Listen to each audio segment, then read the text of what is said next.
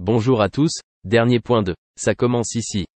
Notre actualité du jour portera sur tout commence à partir d'ici, spoiler, amour et trahison. Le divorce des Hortense et Mehdi sur TF1.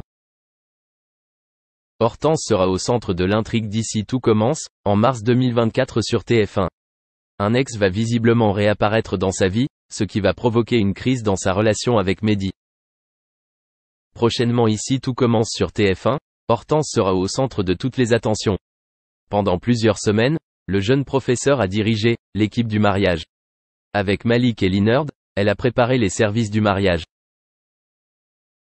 Elle a récemment recruté Mehdi dans son équipe pour diriger le rayon pâtisserie.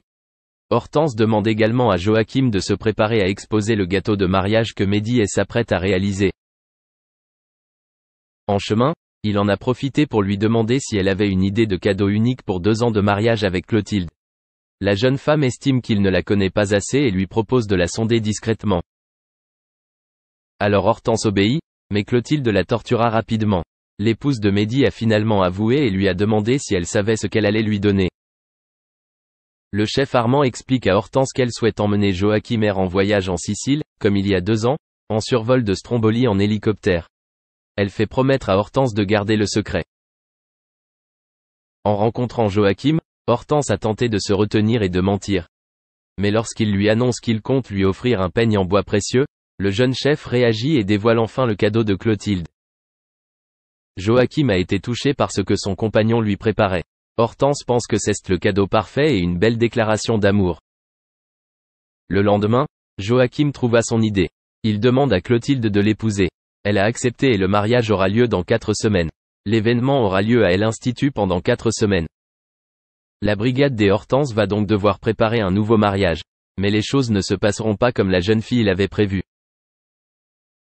En effet, Hortense va se retrouver au centre de l'intrigue. Une vieille connaissance mettra le jeune chef mal à l'aise. Elle sauvera un mariage, mais nuira au sien. Mehdi a du succès avec ses pâtisseries à la brigade, ce qui pourrait la rendre jalouse. Récemment, Hortense s'est sentie blessée lorsqu'il n'a pas attendu qu'elle goûte le dessert avec l'organisateur du mariage. Le père des Hortense reviendrait même à l'Institut pour dynamiser la vie amoureuse de sa fille. Elle se retrouvera face au pire. Pour faire face à sa douleur, Hortense a trouvé du soutien là où elle s'y attendait le moins. Début avril, elle fera face à de nombreuses déceptions et doutes concernant son par exemple. Finalement, elle fera une terrible découverte et se retrouvera au milieu d'un dilemme. Ainsi, tout montre que le couple Mehdi, Hortense va sombrer dans le chaos. Marié depuis l'été 2023, il pourrait divorcer. Merci d'avoir regardé et à la prochaine vidéo. N'oubliez pas de vous abonner à notre chaîne.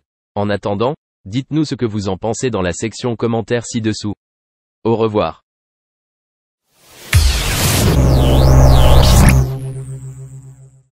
Absente du journal de 13h de la première chaîne pendant 2 mois en raison d'un problème de santé, Marie-Sophie Lacaro. La journaliste star semble en meilleure forme puisqu'elle va retrouver le plateau du 13h. La date de son grand retour a enfin été révélée. Selon Téléstar, TF1 a annoncé sur son site que la journaliste retrouverait son fauteuil de présentatrice dès le lundi 7 mars, alors que son absence avait été prolongée fin janvier. Les téléspectateurs devront donc encore patienter un peu moins de 3 semaines avant de revoir le visage de la star du 13h sur leurs écrans. Le 7 mars prochain, cela fera 2 mois et demi que la pétillante remplaçante de Jean-Pierre Pernaut n'aura pas assuré son journal. En effet, le 20 décembre dernier, elle avait laissé les commandes à son remplaçant, Jacques Legros, afin de prendre des vacances pour les fêtes de fin d'année. Rien d'anormal jusque-là.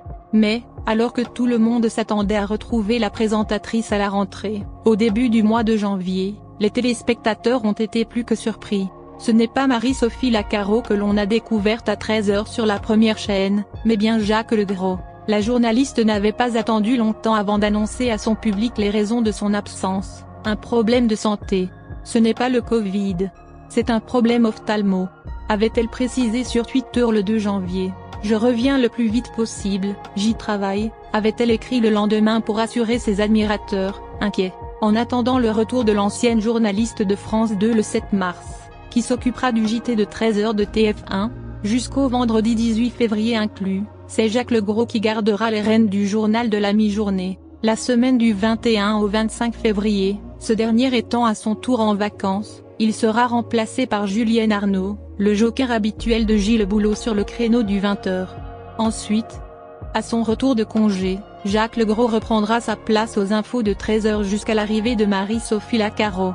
Née en Aveyron en 1977, Marie-Sophie Lacaro passe son enfance à Perpignan. Adolescente, elle se passionne pour la littérature et rêve de devenir journaliste. Après le bac, elle intègre une prépa de littérature et suit une licence de lettres à l'université de Toulouse. Après avoir obtenu son diplôme, elle intègre la rédaction régionale de France 3 et réalise des reportages pour les journaux de la région Midi-Pyrénées. En 2001, elle est choisie pour présenter le journal de 13h de la chaîne. Les téléspectateurs lui seront fidèles pendant près de 10 ans. Le 17 septembre 2020, TF1 annonce l'arrivée de Marie-Sophie Lacaro à la présentation du journal de 13h, en remplacement de Jean-Pierre Pernaut, à partir du 4 janvier 2021.